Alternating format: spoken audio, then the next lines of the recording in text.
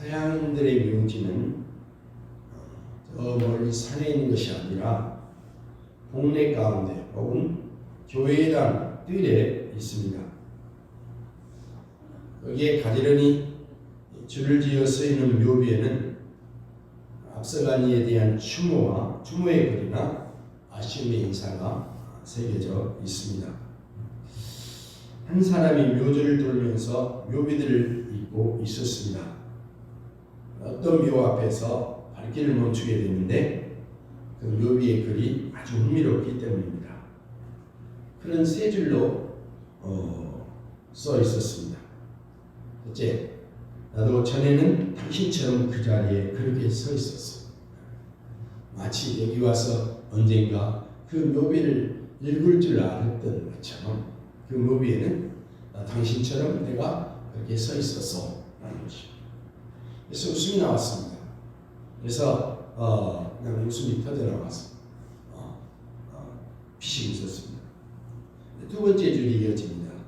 나도 전에는 당신처럼 그곳에 서서 그렇게 웃고 있었어. 이 글 읽자 그는 이게 그냥 재미로 쓴 것이 아니로구나 하면서 자세를 가다듬고 긴장된 마음으로 세 번째 줄을 읽었습니다. 그 세 번째 줄에는 이제 당신도 나처럼 죽을 준비를 하시오. 끔찍한 말이죠. 너무나 당연한 말입니다.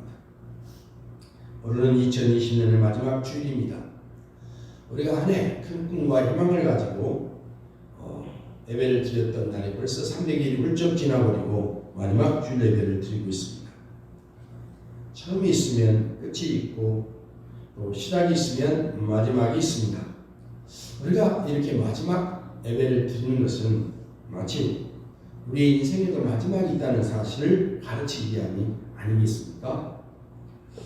우리 모두도 언젠가 이 세상에서 모든 수고와 모든 일들을 다 멈추고 세상을 떠나가게 될 것입니다. 우리는 반드시 세상을 떠나서 저 영원한 세상으로 옮겨가야 하는 존재들입니다. 우리는 이 세상에 영원히 살지 못합니다. 그렇다면 우리가 이곳에 있는 동안에 영원한 저 세상으로 갈 준비를 해야 되지 않겠습니까? 죽음은 삶보다 더 보편적이다. 모두가 죽지만 모두가 사는 것은 아니다라고 앨런 사크스라는 사람은 말했습니다. 그렇죠. 죽음보다 더 보편탄한 건 없습니다. 죽음보다 더 확실한 건 없습니다. 그 누구도 죽음을 비교할 수가 없습니다. 성탄절에 서울대 내과학 교수인 정현채 교수라는 분이 중앙일보에 죽음을 알아야 삶을 더 잘 이해한다는 컬럼을 썼습니다. 예수님이 탄생하신 날에 죽음에 대해서 논한다는 것은 매우 비상식적인 일이죠. 어떻게 태어난 날 죽음을 얘기합니까? 그러나 이 정 교수의 주장은 삶과 죽음은 동전의 양면과 같아서 오히려 죽음에 대해서 진지하게 생각하는 사람만이 삶을 더 잘 살 수 있다고 하면서 예수님이 태어난 날에 죽음을 얘기했습니다. 우리나라 사람들은 개똥에 굴려도 이생이 낫다는 그런 말이 있지. 근데 여러분 이 말이 굉장히 좋지 않은 말, 맞지 않은 말입니다.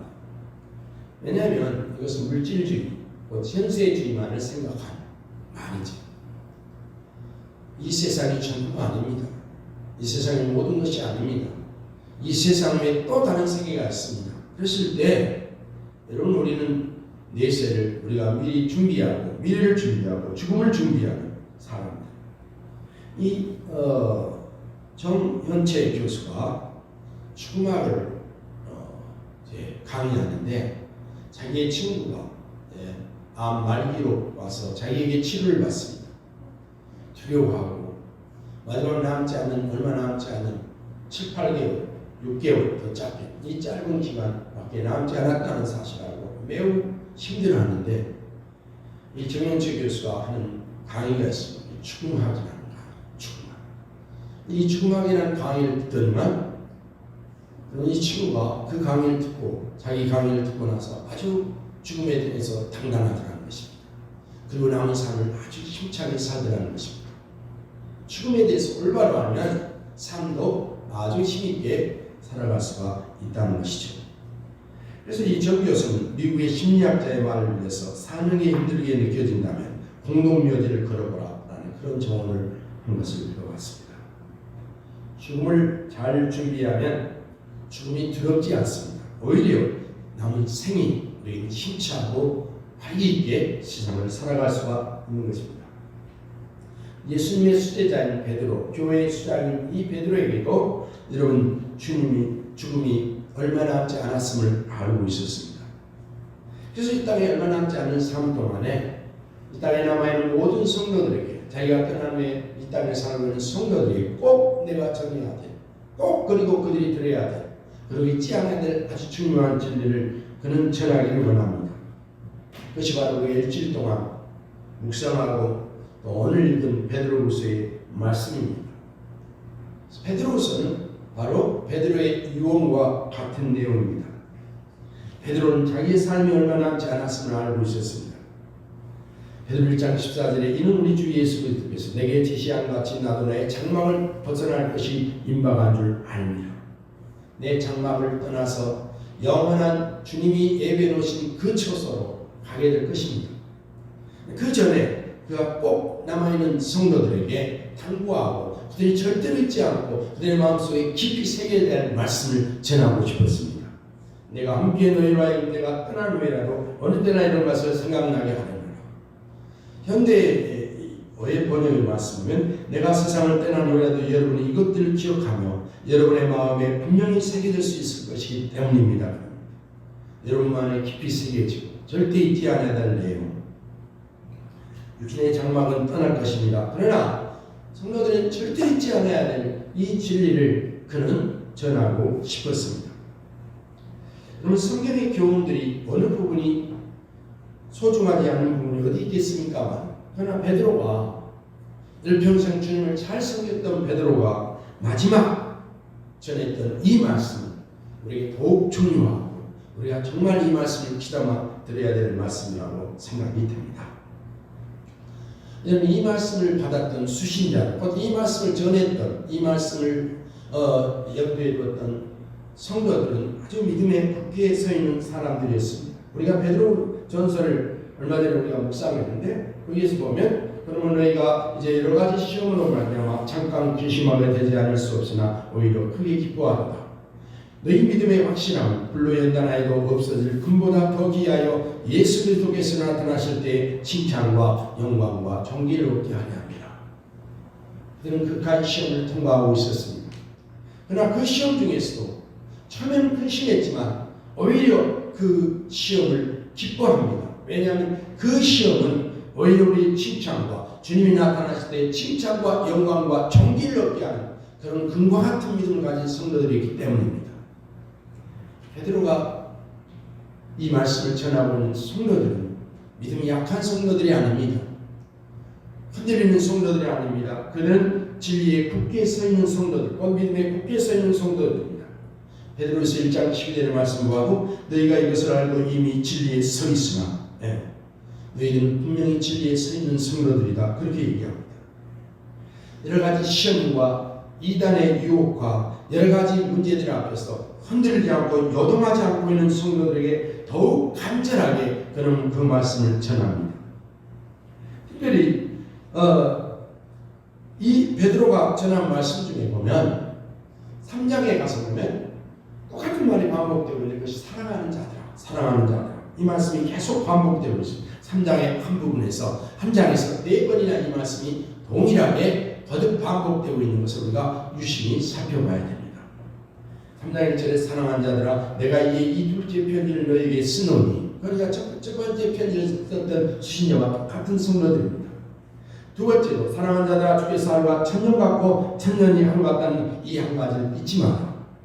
또 3장 14절에도 그러므로 사랑하는 자들아 너희가 이것을 바라보나니 주 앞에서 정도 없고 흠도 없이 평강 가운데 나타나기 힘쓰라. 3장 10절처럼 그러므로 사랑하는 자들아 너희가 이것을 미리 알았은즉 그렇게 얘기합니다. 사랑하는 자들아 한 번이 아니라 거듭 4번이나 사랑하는 자들아 사랑하는 자들아 사랑하는 자들아 사랑하는 자들아 기억해라. 그리고 내가 말한 말을 절대 잊지 마라.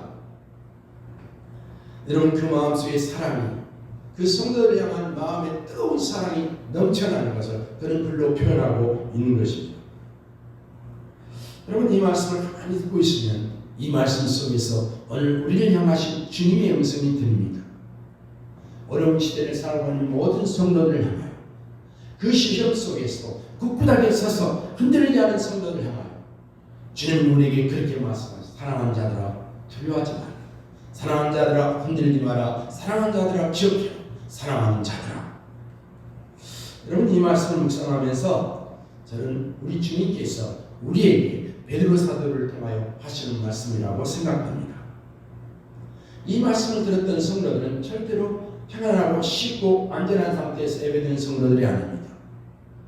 로마로 가는 길이라는 EBS의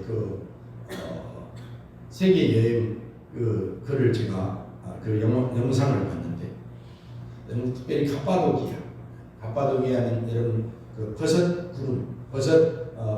돌이 있는 곳 아닙니까?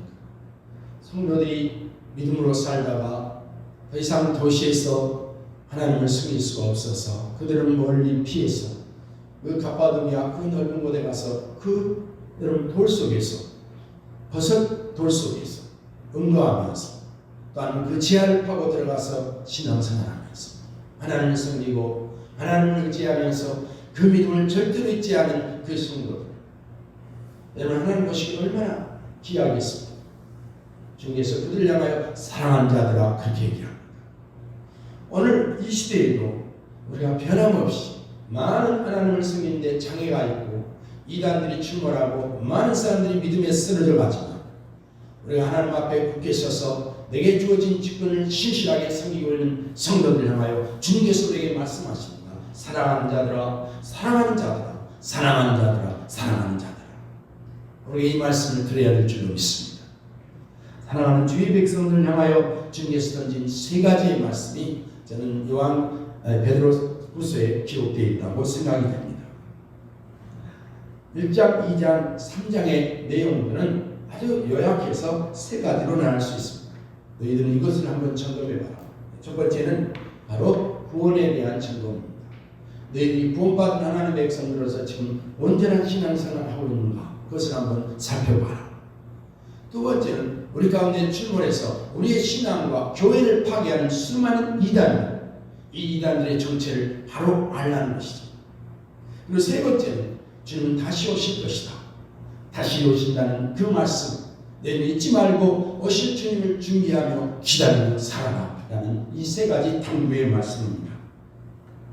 그럼 첫 번째 우리가 한번 살펴볼 내용은 구원에 대한 내용입니다. 우리의 구원에 대해서 한번 우리가 점검해 봐야 됩니다. 우리는 과연 구원받은 백성으로서 우리는 온전히 구원을 이루어 가고 있는가, 이것을 한번 생각해 봐야 됩니다.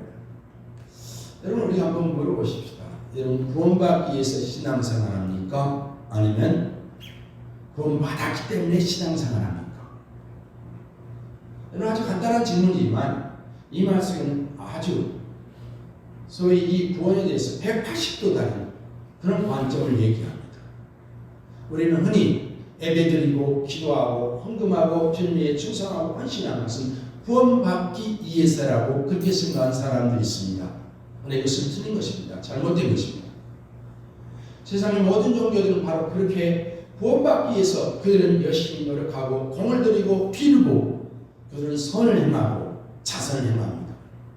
그러나 성경은 우리에게 얘기합니다. 아니다, 너희들은 이미 구원받았다 라는 것입니다. 여러분, 구원받기 위해서 신앙생활하는 내 행위, 내 선악, 내 노력, 내 수고로 내가 구원받기 위해서 내 행위를 노력한다는 얘기죠. 그러나 여러분, 우리는 이미 구원받았어요. 하나님께서 우리의 구원을 위해서 베풀어 주신 예수 그리스도, 그분을 우리는 믿었습니다. 그래서 그 예수 그리스도를 믿는 우리가 구원받았고, 그 예수 그리스도를 믿음으로 우리는 이제 하나님의 자녀가 되었던 것입니다. 때로는 우리가 구원받을 일을 하지 않았습니다. 전혀 구원과는 거리가 멉니다. 사도 바울을 한번 생각해 보십시오. 사도 바울은 구원받기는 하나님 앞으로 큰 저주와 벌을 받아야 됩니다. 왜냐하면 교회를 핍박하고 예수 믿는 사람들을 감옥에 가두고 예수 믿는 사람들을 추격해서 그들을 끌어다가 큰 수난을 받게 하려고 하는 화학자하고 폭행자입니다. 그런데 주님께서 어느 날 그를 불렀습니다. 그리고 그에게 예수를 믿게 하셨습니다. 그러면서 그 놀라운 은혜를 깨닫고 그렇게 얘기합니다. 이를 아니할지라도 경건하지 아니한 자를 의롭다 하신 이를 믿는 자에게 그의 믿음을 의롭게 여기시나니. 우리는 죄인이고 하나님 앞에 설 수 없는 존재들이지만 그러나 우리가 예수 그리스도를 믿을 수 있도록 주님께서 우리를 불러주셨습니다. 그래서 예수 그리스도를 의지하고 믿을 때 우리는 구원받은 것입니다. 이미 구원받았기 때문에 우리는 우리의 믿음을 굳게 지킵니다. 여러분은 예수 그리스도를 믿습니다. 예수 그리스도가 하나님의 아들이신 것, 그리고 그분이 나의 죄를 대신해서 죽으셨습니다. 그리고 나를 위해 다시 살아나셨습니다. 그리고 그분이 이 땅에 이루신 놀라운 구속, 십자가에서 내 죄를 담당해 주시고 또 죽으셨다가 다시 살아나심을 말미암아 나로 하여금 이 구원에 참여할 수 있도록 성령을 보내시고 더 나아가서 하나님 보좌 우편에 앉으셨다. 하나님 보좌 우편에 앉으셨다. 여러분, 보좌 우편에 앉으셨단 말은 매우 중요합니다. 우리가 쉽게 생각할 수가 있지만 그것은 바로 우리를 위해서 행하신 모든 구원을 다 완성하셨다는 것입니다. 다 이루셨다는 것입니다. 우리가 어떤 일을 할 때 여러분, 바쁘고 어떤 일을 하고 있는 동안 우리는 앉지 못합니다. 그러나 어떤 일을 다 마치면 우리가 자리에 앉지 않습니다. 이와 같이 우리 주님께서 우리를 위해서 구원에 대한 모든 것을 완성하셨습니다. 완수하셨습니다. 이루셨습니다. 성취하셨습니다. 그리고 보좌 우편에 앉아 계십니다. 그래서 우리는 그 주님을 믿습니다. 그 주님이 나의 주님이신 것을 믿고 주께서 행하신 일이 나를 위한 것이다. 내 죄를 대신해 죽으셨고 나를 다시 살리시기 위해서 다시 살리셨다는 사실을 믿습니다. 그럴 때 우리는 하나님의 자녀가 되는 것이고 우리가 구원을 받게 되는 것이고 더 나아가서 우리가 바로 구원에 참여하게 되는 것입니다. 근데 이 구원받는 것은 그저 가만히 있는 게 아니라 우리의 적극적인 의사 표현이 되어야 됩니다. 우리의 구원은 구체적으로 표현이 되어야 돼요. 로마서 10장 9절의 말씀에 네가 만일 내 입으로 예수를 주로 신하며 또 하나님께서 그를 죽은 자 가운데서 살리신 것을 내 마음에 믿으면 구원을 받으리라. 예수 그리스도께서 나를 대신해 십자가에 죽으셨습니다. 그리고 그분이 다시 나를 위해 살아나셨습니다. 나는 이것을 굳게 믿습니다. 마음속으로 믿는 것뿐만 아니라 이제 입으로 고백하는 것입니다. 그리스도의 십자가와 죽음은 나를 위한 것입니다. 내 때문에 죽고 나 때문에 살아나신 것입니다. 나를 위한 분, 그분이 예수입니다. 그래서 마음으로 믿고 입으로 신뢰할 때 우리는 하나님 앞에 구원받는 사람이 되는 것입니다. 쉽지요? 간단하죠? 그러나 이거 쉽고 간단한 거 아니죠? 예수님께서 우리는 돌아서야 됩니다. 그래서 너희는 회개하고 돌아서는 어떤 겁니까? 내가 살았던, 내가 주장했던 에스만과 죄에서 돌아서는 것. 예수 그리스도께 돌아서는 것. 이러므로 이제 우리가 하나님의 자녀가 되는 것이죠. 이제 구원받은 백성이 되는 것이죠. 우리가 이렇게 예수 그리스도를 믿을 때 우리 안에 놀라운 것은 영생, 하나님의 생명이 주어집니다. 요한복음 5장 24절에 내가 진실로 진실로 너희에게 이르노니 내 말을 듣고 또 나 보내시는 믿는 자는 영생을 얻었고 심판에 이르지 아니하니 사망에서 생명으로 옮겼느니라. 영생, 하나님의 생명, 하나님의 생명이 내 안에 들어오게 된 것입니다. 예수를 믿을 때. 그래서 우리 죽음 가운데 있었던 우리들이 하나님의 생명에 참여한 자가 되었다는 사실입니다. 믿습니까? 나에게 하나님의 생명이 있습니다. 야, 우리는 이제 그것으로 끝나는 것입니까? 아닙니다. 여러분, 그 이후에 우리가 구원받은 것으로 끝났다. 여러분, 보통 이단들 중에 구원파는 우리가 예수를 믿으면 된다, 구원받는다 그렇게 얘기합니다. 그러나 기억해 봐야 됩니다. 가만히 살펴보면 이 구원파는 예수를 믿지 않습니다. 자기들의 믿음을 믿습니다. 믿음을. 그리고 구원받았으면 아무렇게 살아도 된다라고 그렇게 생각합니다. 그건 잘못된 얘기입니다. 우리는 구원받았습니다. 영생을 얻었습니다. 하나님의 자녀가 되었습니다. 우리는 거룩한 백성이 되었습니다. 그런데 여러분, 우리가 또 구원을 받는 것입니다. 그것을 성화라고 하죠. 우리는 그리스도의 성품, 주님의 성품에 내 안에 생명이 있기 때문에 여러분, 내 안에 하나님의 성품을 우리가 이제 우리 삶 속에 열매를 맺어가는 것이죠. 베드로서 1장 14절에 이로써 그 보배롭고 지극히 큰 약속을 우리에게 주사 이 약속으로 말미암아 너희가 정욕 때문에 세상의 썩어짐을 피하여 신성한 성품에 참여한 자가 되게 하려 하며. 신성한 성품, 하나님의 성품. 우리는 하나님의 성품에 참는 이 정욕된 세상, 사망을 향한 세상에서 구원받아서 이제는 하나님의 생명에 참여한 자가 될 뿐만 아니라 이 생명이 있기 때문에 자동적으로 하나님의 성품의 열매를 맺게 된다는 사실입니다. 하나님의 열매, 하나님의 성품. 여러분, 이런 성품을 받는 우리들이 이제는 어떻게 사는 것입니까? 우리의 믿음에 여러분 계속해서 이제 점점 더 나아져가는 하나님의 성품으로 변화되어가는 삶을 삽니다. 그래서 그러므로 너희가 더욱 힘써 너희 믿음의 덕에 지식의 절제의 인내의 경건의 형제의 사랑을 더하라. 사랑되고 이런 것이 너희에게 썩종하는 너희로 우리 주 예수 그리스도를 알기에 여러분, 이것은 열매입니다. 열매. 예수 믿는 것은 우리가 심는 것, 뿌리를 내리고 예수님 하나님께 뿌리를 내리는 것과 똑같습니다. 하나님의 생명을 우리가 바꿔줬어요. 그리고 이제 하나님의 생명의 나무가 우리가 된 것입니다. 그리고 나가서 열매를 맺기 시작합니다. 여러분, 이 열매가 어떻게 됩니까? 하나씩 두씩 맺을까요? 그렇지 않습니다. 우리가 예수를 믿은 그 순간에 이 생명이, 이 열매가 동시에 맺혀지기 시작합니다. 그래서 우리가 믿을 때 덕이 생기고, 우리의 생각할 때 지식이 생기고, 지식의 절제가 생기고, 인내가, 경건과 바로 형제와 사랑들이 우리 안에 열매를 맺기 시작한 것입니다. 우리가 사과나무를 한번 생각해 보십시오. 여러분, 사과나무가 조그만 하나 맺히고, 그거 자라나고 성장하고, 그 다음에 또 조그만 하나 자라나고 그럽니까? 그렇지 않습니다. 처음에는 작은 거예요. 보이지 않아요. 꽃이 피고 작은 건 보이지 않죠. 그러나 어느 순간 보면 점점 이것이 열매가 되기 시작하고 점점 커지기 시작하고 달콤한 사과, 아름다운 사과로 맺혀지듯이 우리가 예수를 믿을 때 우리가 그리스도의 나무, 하나님의 생명의 나무가 되기 때문에 이제는 나아가서 예수를 믿는 우리 하나님의 생명에 이런 열매를 맺어간다는 것이죠. 이 말씀은 쉽게 우리에게 다가오지 않아요. 저도 얼른 이 말씀을 이해하지 못했던 메시지, 유진 피터슨이라는 유명한 목사님이 쓴 이 내용을 이제 번역을 한 걸 보니까 이렇게 여러분의 믿음의 기초 위에 선한 성품, 영적 이해력, 빈틈없는 절제력, 힘찬 인내, 놀라운 경건, 따뜻한 형제, 너그러운 사랑을 더하십시오. 우리가 믿습니까? 우리 하나님의 생명이 우리 안에 임합니다. 그리고 이제 하나님의 성품으로 변화되어 가기 시작합니다. 바로 우리가 선한 성품이 우리 안에 생긴 것입니다. 그리고 우리 안에 영적 이해력, 하나님의 말씀에 대한 이해가 생기기 시작합니다. 또한 우리가 절제하기 시작합니다. 우리가 욕심을 따라 살지 않고 세상을 따라 살지 않습니다. 또 인내가 생깁니다. 어려움도 참을 수 있는 인내, 경과, 하나님을 거룩하게 섬기려고 하는 마음, 그리고 형제, 사랑하는 성도들을 사랑하고 하나님을 사랑하는 이런 마음이 우리 마음 속에, 우리의 삶 속에, 우리의 기억 속에 맺어가는 것입니다. 이런 열매 맺는 삶, 구원은 구원받고 영생 얻고 그것으로 끝나는 것이 아니라 그 후에 이렇게 이제 날마다 이런 삶이 점점 우리 안에 성숙돼 가고 점점 이런 열매가 계속되어져 가는 것입니다. 여러분, 근데 이것이 바로 하나님께서 우리 안에 능력을 주셨다는, 이 열매를 맺을 수 있는 능력을 주셨다는 것이죠. 그 신기한 능력으로 생명과 경건에서 모든 것을 우리에게 주셨으니 이는 자의 영광과 더불어서 우리를 부르신 이를 암으로 말미암음이라. 이렇게 현대어 번역에는 우리가 그리스도 예수를 깊이 알면 알수록 그리스도께서 당신이 지니신 위대한 능력으로 하나님 앞에서 올바른 생활을 하기에 필요한 모든 것을 우리에게 나누어 주십니다.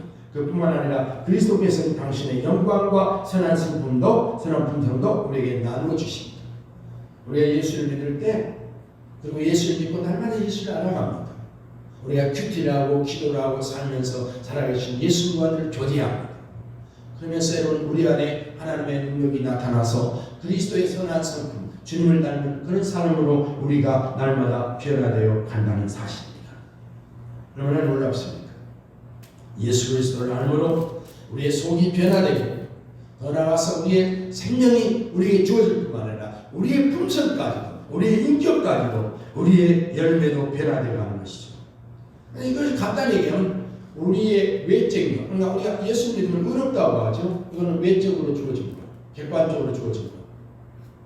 그러나 우리가 의로운 우리들이 하나님의 생명이 우리에게 주어짐과 동시에 이제 우리 안에서 겉으로 바깥으로 표출되는 우리의 삶의 열매들이 드러납니다. 여러분 이것은 바로 성령의 열매, 그 성령이 우리 안에 역사하셔서 말씀과 기도를 통해서 날마다 우리가 자라나고 성숙해 가는 거예요. 네. 많은 우리 성도들이 그렇게 성장하고 성숙해 가는 모습. 그래서 교질한 성도들을 그냥 알 수가 있습니다. 다 여러 성도들 우리가 얘기할 수 있겠지만 오늘 제가 참석하지 못한 성도들 또 우리 성도들 다 이게 많이 변화되어 가고 있는 모습을 보는데 우리 한성희 집사님은 워낙 조용해요. 병원에서 아주 힘들게 일하잖아요. 근데 새벽에 나와서 그 기도하려고 하는 그런 모습을 보면서 제가 굉장히 기쁘기도 하고 안타깝기도 하고 새벽 4시 일어나서 하나님 앞에 일어나서 기도하려고 하는 그 모습. 누구에게 나타나자 말하자 전혀 조용하고 그 믿음이 성장하고 성숙하고 있다는 거야. 그런 모습을 볼 때 얼마나 목사가 기쁘고 즐거운지. 어찌 한성희 집사님 뿐이겠습니까? 많은 우리 성도들을 보면서 여러분 저는 믿음 안에서 어려운 현실과 고난 속에서도 흔들리지 않고 여동해가고 하지 않고 믿음에 점점 성장해가고 성숙해가는 그런 모습들. 이 고난도 우리가 어려움도 이것도 우리의 믿음을 성숙시켜주는 것입니다. 그래서 베드로의 로마서의 말씀은 관라는 인내는 경건은 뭐 이렇게 나가지 않습니까? 우리의 삶을 변화시키고 이런 어려움들도 우리에게 필요한 것입니다. 이럴 때서 우리가 성장하는 거죠. 근데 여러분 이런 것이 없는 사람, 그렇게 이렇게 성장하지 못하고 있는 사람을 뭐라고 합니까? 이런 것이 없는 자는 맹인이나 멀리 보지 못하고 그의 지가 깨끗하게 된 것을 잊었는데 어떤 사람은 성장하지 않습니다. 그냥 구원받은 것 끝 그냥 잊어버리고 사는 거예요. 맹인이다, 소경이다. 왜 그랬습니까? 게으르다는 거예요. 게으르고. 게을러서는 안 됩니다. 날마다 말씀을 보고 기도하고 어려움 중에서도 우리가 흔들리지 않고 요동하지 않고 주님을 붙잡고 살면서 우리가 그리스도와 함께 동행하면서 우리는 점점 주님이 원하시는 주님이 기뻐하시는 그런 열매를 맺어가는 거예요. 그래서 신학자들은 그렇게 얘기합니다. 우리는 이미 구원받았다. 그리고 지금 구원받고 있다. 그리고 주님께서 오실 때 우리는 완전히 구원을 받을 것이다. 이 3단계 구원을 얘기합니다. 오늘 지금 구원받아가고 있는 것입니다. 베드로는 지금 그렇게 얘기하고 있습니다. 사랑하는 성도들이여 너희들은 이미 구원받은 사람들이야. 너희는 하나님의 백성들이야. 그래서 뭐라고 합니까? 그러므로 형제들아 더욱 힘써 너희 부르심과 택하심을 굳게 하라. 너희가 이것을 행한즉 언제든지 실족하지 아니하리라. 하나님을 부르셨어요. 하나님을 택하셨어요. 그걸 어떻게 우리가 증거할 수 있습니까? 우리의 열매를 통해서 선한 성품과 절제와 인내와 경건과 형제를 사랑하면서 어려움을 겪어간 이런 모습들이 바로 우리가 부르심 받은 사람이고 택하심 받은 증거라는 것입니다. 또한 이런 성품이 있을 때 우리는 하나님 나라에 영원한 그 나라에 넉넉히 들어가게 된다. 넉넉하게. 어떤 사람은 하나님 나라에 들어가기에 영 어색한 거예요. 아니 내가 이 모습을 어떻게 들어가? 아이고 나 이거 도대체 뭐야 갑자기? 아니 어떤 사람은 당당하게 오 주님 날마다 주님을 바라보며 살았습니다. 말씀을 묵상하며 살았습니다. 주님 앞에 나와 기도하며 살았습니다. 핍박과 어려움과 시험과 역경 속에서도 흔들리지 않고 내 자리, 내게 주신 직분, 나에게 주신 자리를 굳게 지키며 살았습니다. 어떻게 할수 주님께서 기쁨을 받아주시는지. 네. 오늘 주일학교 졸업식입니다. 바울도 그런 얘기를 하죠. 내가 선한 싸움을 싸우고 나의 달려갈 길을 마치고 믿음을 지켰으니 이후로는 바울도 여러분 얼마나 많은 싸움을 싸운지 모르죠. 너 달려갈 때 힘들었습니다. 그러나 믿음을 굳게 지켰습니다. 그제는 이제후로는 의의 멸관의 예별. 이제 주님께서 나를 예놓으신 멸관을 내가 받게 될 것이다. 하나님 나라를 바라보며 사는 것입니다. 우리가 날마다 그리스도 안에서 아름다운 열매를 맺어가면서 우리가 그리스도의 성숙하고 창성한 믿음의 분량에 자라가면서 우리는 점점 주님의 나라에 넉넉히 들어가 하나님의 나라에 넉넉히 들어가. 흔히 쓰는 말 바다는 밥상, 바다는 당상 여러 가지 당상이 맞죠? 밥상이란 말도 틀리지 않나? 좀 이상하다. 우리는 천국 바다는 밥상이다. 우리는 아무 들어가게 돼 있어요. 그렇지만 그 천국을 우리가 어떻게 들어갈 것인가? 넉넉히 들어갈 것입니까? 아니면 부끄럽고 마지못해서 아주 우리가 눈을 비비면서 머리 푹 숙여 들어갈 것입니다. 베드로는 우리에게 얘기합니다. 너희들은 날마다 믿음의 독의 지식을 지식의 절제의 경건의 형제의 우애 사랑을 공급하라. 날마다 믿음으로 승득하면서 영원한 그날에 들어갈 그 준비를 결코 잊지 마라. 멈추지 마라. 오늘 우리들이 이런 믿음에 우리는 굳게 서야 할 줄로 믿습니다. 날마다 어려움 속에서도 우리의 신앙은 멈추지 않습니다. 환난이 오고 핍박이 있어도 그 신앙은 여러분 정체되지 않습니다. 내 신앙이 살았다고 하면 그 어려움을 극복하면서 그 시험을 뚫어가면서 우리는 영광의 주님을 향하여 저 천성을 향하여 날마다 나아가는 것입니다. 오늘도 우리는 그렇게 살아야 하는 것입니다. 이것이 사도 베드로가 우리에게 당부하고 있는 말씀인 것입니다. 너희는 이렇게 구원을 이루어가고 있는가? 라고 우리에게 묻고 있는 것입니다. 두 번째는 여러분 우리가 꼭 알아야 될 것은 여러분 여러 가지 이단, 이 거짓된 실체를 알아가야 된다는 사실입니다. 여러분 성경에서 누룩은 굉장히 좋은 의미로 얘기합니다. 선한 의미로 복음을 누룩이라고 얘기하고 또 하나님의 나라는 참 누룩과 같다 그렇게 얘기합니다. 그러면서 또 어떨 때는 누룩은 아주 나쁜 바리새인의 교훈이라고 얘기합니다. 여러분 무슨 말입니까? 이런 복음은 선한 영향이 있어서 많은 사람들을 변화시키고 거룩하게 하고 사람들로 하여금 하나님 앞에 온전한 사람을 만들기도 하지만 또 악한 잘못된 교훈, 잘못된 이단, 잘못된 신앙은 많은 사람들을 바로 오염시키고 그들을 쓸모없는 존재로 보잘것없는 존재로 만든다는 사실입니다. 교회와 우리의 신앙을 무너뜨리는 두 가지 세력이 언제든지 있었습니다. 옛날부터. 첫째는 외부로부터 오는 핍박입니다. 공격입니다. 신앙생활하면 절대로 우리는 평탄하지 않습니다. 너희가 세상에서 환난을 당하나 담대하라. 내가 세상을 이겼노라. 주님께서 우리에게 말씀하라. 너희가 믿음 생활하면 반드시 핍박이 있다. 세상이 너희를 미워할 것이다. 너희를 싫어할 것이다. 너희를 공격할 것이다. 핍박이 있어요. 이걸 각오해야 돼요. 초대교회는 이런 외부로 오는 공격을 잘 대처해 나갔습니다. 그는 어떤 핍박 앞에서도 굴하지 않았습니다. 포기하지 않았습니다. 멈추지 않았습니다. 그런데 또 하나의 공격이 있습니다. 그것은 바로 내부로부터 오는 공격입니다. 그것은 바로 이단들과 거짓 교사들의 공격입니다. 베드로 사도가 사역할 때 이미 교회 안에 많은 이단들이 들어와서 교회를 괴롭히고 있었음을 알고 있었습니다. 바울도 마찬가지로 그래서 갈라디아서 또 들어가서 데살로니가서 여러 골로새서 등 전부 다 이단 때문에 쓰여진 책들입니다. 베드로후서 2장 1절의 말씀 보면 이미 교회에 이런 이단들이 있다고 얘기합니다. 그러나 백성 가운데 또한 거짓 선지자들이 일어났었나니 이와 같이 너희 중에도 거짓 선생들이 있으리라. 그들은 멸망하게 할 이단을 가만히 끌어들여 자기들의 사신 주를 부인하고 임박한 멸망을 스스로 취하는 자들이라. 여러분 이 베드로후서 2장을 자세히 보면 베드로가 굉장히 이단에 대해서 자세하게 그리고 정밀하게 기록하고 있는 것을 알 수 있습니다. 사실상 이게 필요합니다. 우리 이단에서 잘 알고 있어요. 우리 정진영 목사님 이단 상담을 하고 있어서 참 좋은데 여러분 우리가 교회 안에서 꼭 알아야 돼요. 이 이단 때문에 교회가 무너진다는 사실, 이단 때문에 여러분 성도들이 믿음에서 떠나버린다는 사실, 이단 때문에 주님을 올바로 섬기지 못한다는 사실을 알아야 돼요. 여러분 이단들은 이미 교회 밖에가 아니라 교회 안에 있는 것입니다. 우리 교회 안에 있는 것입니다. 여러분 이들은 바로 이단들을 끌어서 사신 주 살아계신 주님을 부인합니다.